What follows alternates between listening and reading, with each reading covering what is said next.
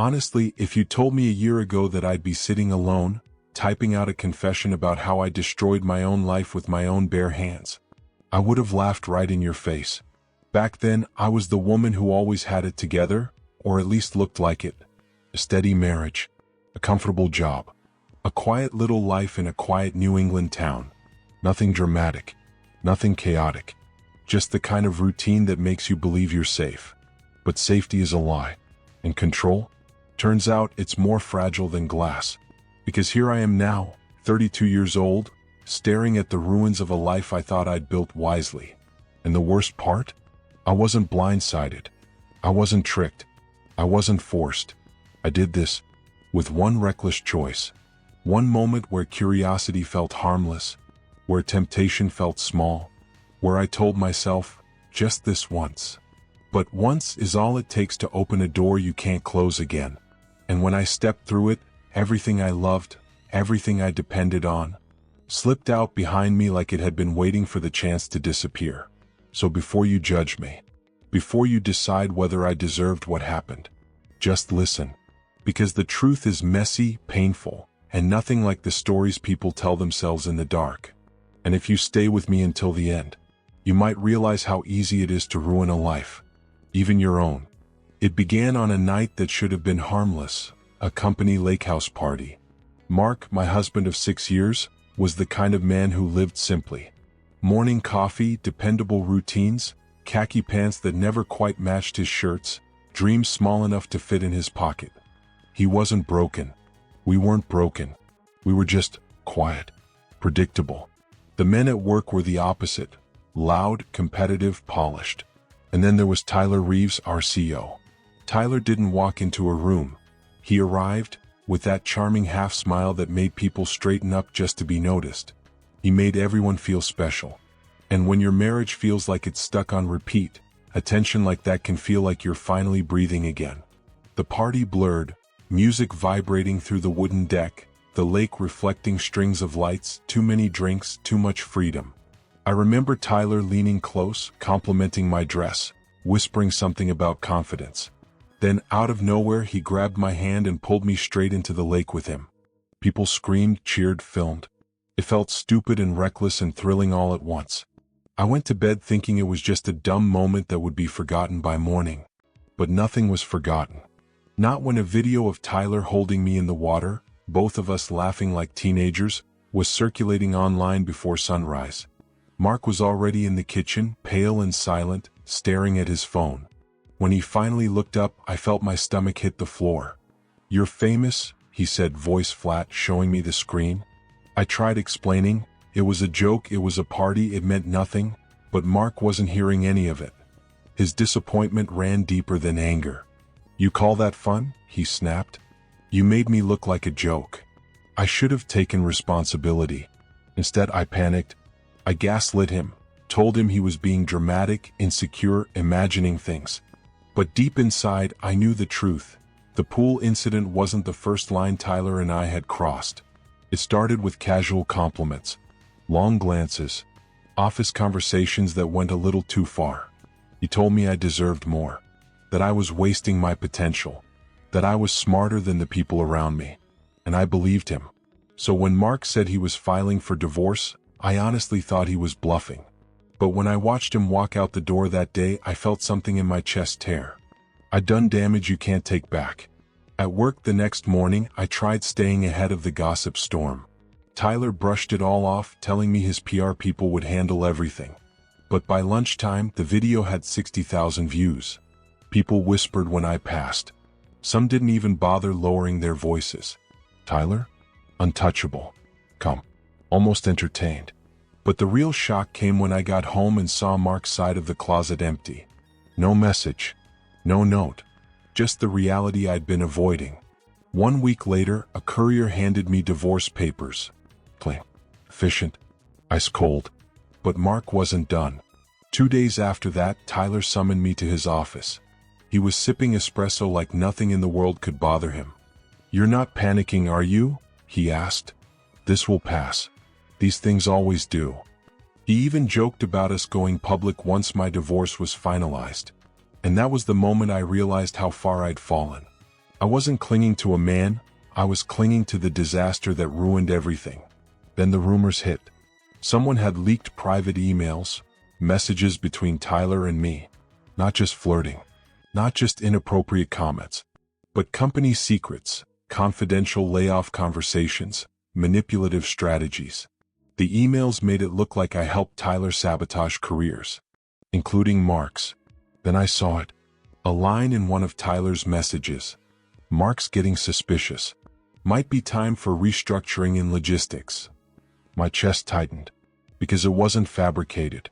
I had unknowingly helped Tyler plan to fire my own husband. Someone had dug through my office. Someone had taken my spare keys. Someone knew exactly where everything was. Mark. Quiet, underestimated Mark.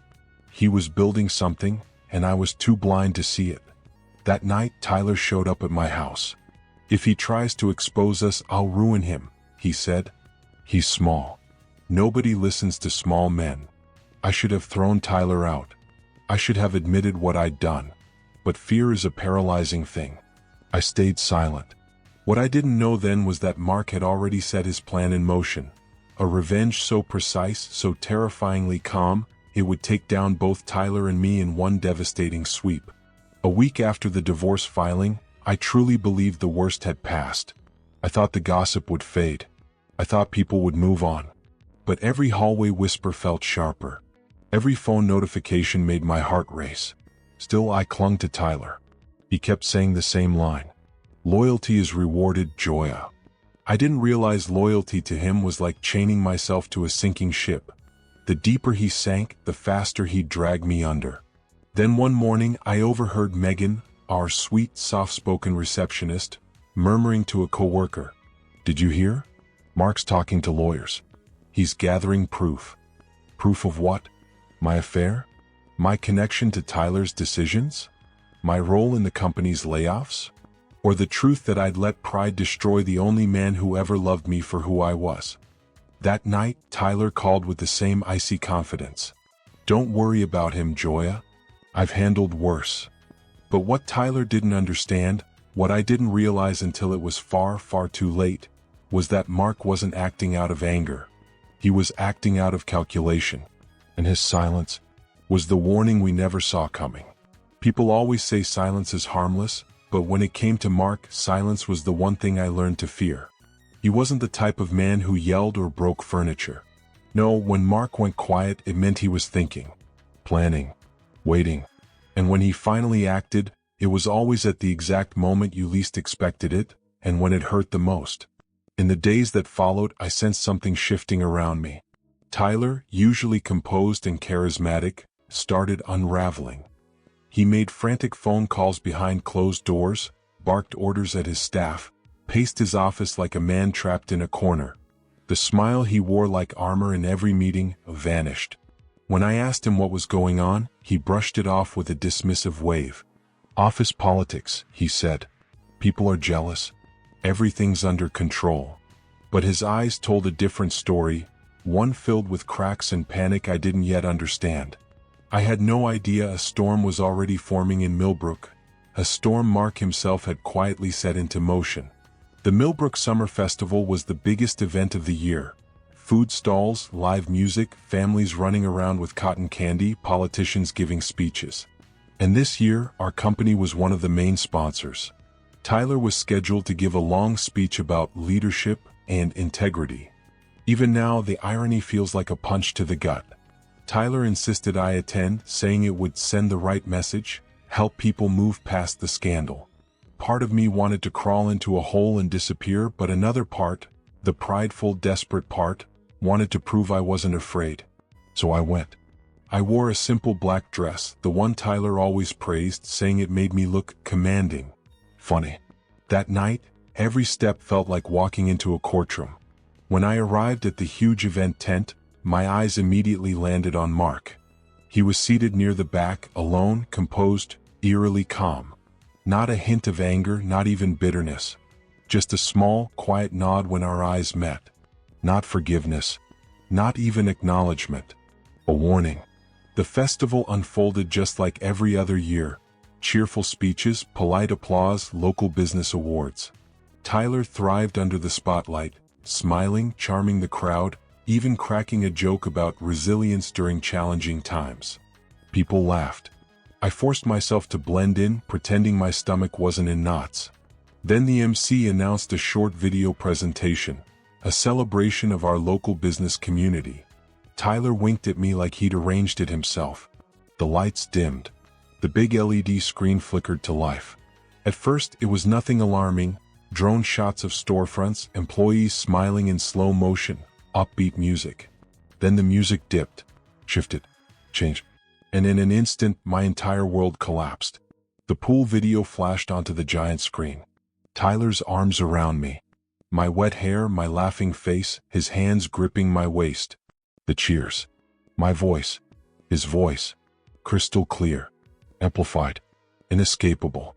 Gasps ripped through the tent. Someone screamed. The air felt heavy, suffocating. Before I could even process it, a second video replaced it. This one worse. Much worse. Tyler's lake house. Footage of me wearing one of his shirts, his hands on my skin, his mouth on my neck. The timestamp showed it happened during work hours. During meetings I was supposedly attending.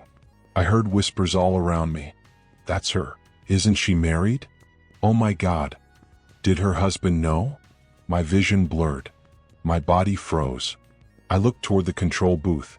Mark stood there like a quiet executioner, arms crossed, expression unreadable, watching the entire revelation unfold. Tyler snapped first.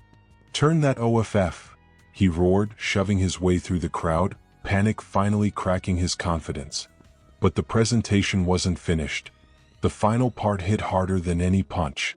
Emails, screenshots, plastered across the screen. My messages. Tyler's messages. My name. My words. His manipulation. Company secrets. Layoff plans. Proof that I'd unknowingly helped him target employees, including Mark. The entire town saw it. 20 feet tall. Undeniable. And then a final title card appeared in stark white letters on a black background. This has been a public service announcement about integrity in local business. The lights returned. Silence swallowed everything. At the front, Tyler's wife, Margaret, stood shaking with fury. Tears streamed down her face. She hurled her wine glass at Tyler, screaming as people lifted their phones to record every second. My parents, who had come to enjoy the festival, stared at me like I was a stranger. Mark didn't move. He didn't smirk. He didn't gloat. He simply watched the entire empire burn. Tyler lunged at him. You think you're clever? You think this is over? Mark didn't even blink. It's over now, he said calmly, then turned and walked away. That was when I truly understood something. Power isn't loud. It's not wealth. It's not status. Power is calm, calculated revenge, served in silence. The festival erupted into chaos. Reporters swarmed. People argued. Others filmed. The police were called. I fled while I still could, but the damage was already irreversible. By sunrise, the video was everywhere. Local news, Facebook feeds, TikTok, Reddit. Even strangers were tagging me in their post. HR manager exposed in community festival scandal. My phone wouldn't stop vibrating. Some people hated me. Some pitied me. Most just watched like it was entertainment. Tyler blew up my phone that night, screaming accusations. You idiot. Do you have any idea what you've done? This is your fault. You should have deleted those emails. He was spiraling and he knew it. Within 2 days, 3 major clients had canceled their contracts. The company's stock dipped so fast it made the news. Mark's festival video was being broken down frame by frame on YouTube. I couldn't sleep. Couldn't eat. Every time I blinked, I saw that screen again. And I truly believed Mark had finally destroyed me completely. But I was wrong. He was only halfway finished. Because Tyler, furious, cornered, desperate, was about to fight back. And when he did, he dragged me even deeper into hell. The morning after the festival, I couldn't even step outside. Reporters camped in front of my house. Camera flashes pierced through the blinds. My parents quietly left town, too ashamed to stay another night. The company suspended me pending investigation. which was their polite way of cutting me loose. And Tyler? Tyler vanished. The man who once told me I was irreplaceable stopped answering entirely. His calls went straight to voicemail. His assistant claimed he was dealing with legal issues. For the first time in years, I realized I was absolutely, painfully alone. 4 days, I couldn't look in a mirror without wanting to shatter it. Every time I saw my reflection, I saw the woman who threw everything away: marriage, credibility, reputation, for ego and lust and lies. I kept telling myself it can't get worse. But life has a dark sense of humor. 3 days later, Tyler finally called. His voice wasn't warm anymore. The charm was gone. He sounded cold, furious, and dangerous. "Do you have any idea what you've done, Joya?" he snapped. "What are you talking about?" I asked. "You said you'd handle it." And that was the moment I learned the nightmare wasn't ending. It was just beginning. Tyler's voice came through the phone like a blade, sharp, cold, and shaking with barely controlled panic. "Handle it," he hissed. "Mark just burned my entire world to the ground. Clients, investors, every ounce of credibility I built, gone. And now he's got lawyers digging through my emails." For a moment I couldn't speak. "Your emails?" "Yes, my emails," he snapped. "The ones that came from your computer. Do you really not understand how bad this looks? They think you hacked me." That's when the truth slammed into me. Mark hadn't leaked anything digitally. He'd used printed copies. No electronic trail. No timestamps. No metadata. Which meant Tyler couldn't prove where the files originated. And now, cornered and terrified, he was pushing the blame onto me. "Tyler, I would never." "Save it," he cut me off, his voice cracking with fury. "If I'm going down, I'm not going alone. Remember that." The call ended abruptly. That was the last time I ever heard his voice in person. The following week became a slow-motion collapse. Rumors spread first, then headlines. The board held emergency meetings. The company's stock tanked overnight. Tyler, the golden CEO who once bragged he could survive anything, began flailing. And when a man like him panics, he rewrites history. Suddenly I was the unstable one. The obsessed ex-employee. The scorned woman who supposedly leaked forged documents for revenge. Some people believed him. Others didn't. But truth didn't matter anymore. The damage had already crystallized. Mark, meanwhile, stayed silent. No interviews, no statements, not a single public word. He didn't need to speak. His silence was the victory lap. But the quiet didn't last. One morning, my lawyer called with a voice that told me everything before the words even came. "Joya, you should sit down." Tyler had filed a counterclaim. He was accusing Mark of illegally accessing company systems, of stealing confidential data. And because the files originated from my workstation, my name was now on the list of people under investigation. It felt like falling through ice, shock first, then the suffocating cold. Every knock on the door made my heart race. I barely slept. I barely ate. I lived in a constant state of dread, expecting handcuffs at any moment. And for the first time, I understood what Mark must have felt during my betrayal: the helplessness, the sinking panic of losing control of your life. But while Tyler was using fear as his weapon, Mark was quietly assembling something far deadlier. His endgame. It started as whispers. A coworker, the only one brave enough to speak to me, mentioned federal agents had visited the office. Not local cops. Not corporate lawyers. Federal agents. And they weren't just investigating the scandal. They were investigating Tyler. At first I dismissed it as office gossip, wishful thinking. Then I got the call that changed everything. A trembling voice on the other end. "Joya? My name is Sarah Chin. I used to work under Tyler." I didn't recognize the name, but I recognized the fear in her voice. "I know what he did to you," she whispered. "Because he did it to me. To others. I was one of them." "One of them?" I repeated. "His victims," she said. "He keeps files on every woman he's ever had an affair with. Photos, videos, messages, personal details, blackmail material." My stomach twisted. You're lying." "I wish I were. But your husband, Mark, he's the only one who fought back. He has the evidence now. I dropped the phone. Everything suddenly made sense. Mark's silence, his precision, his timing.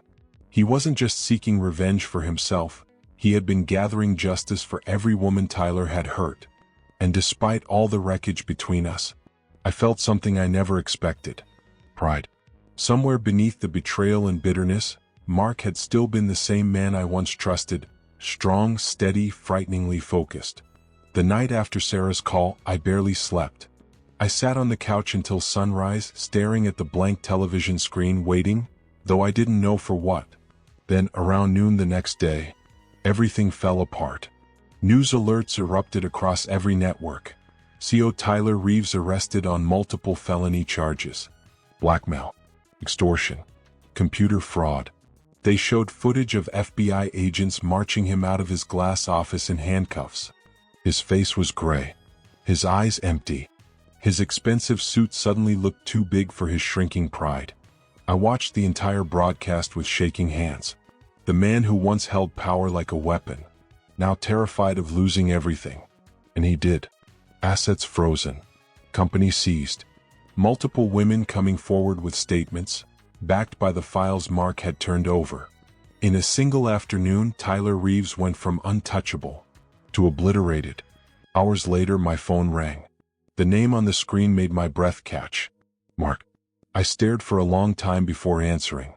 Joya, he said quietly. His voice was steady, calm, distant. I saw the news, he murmured. Yeah, I breathed. It's over. Silence stretched between us, heavy, impossible to fill. Mark, I whispered, please don't.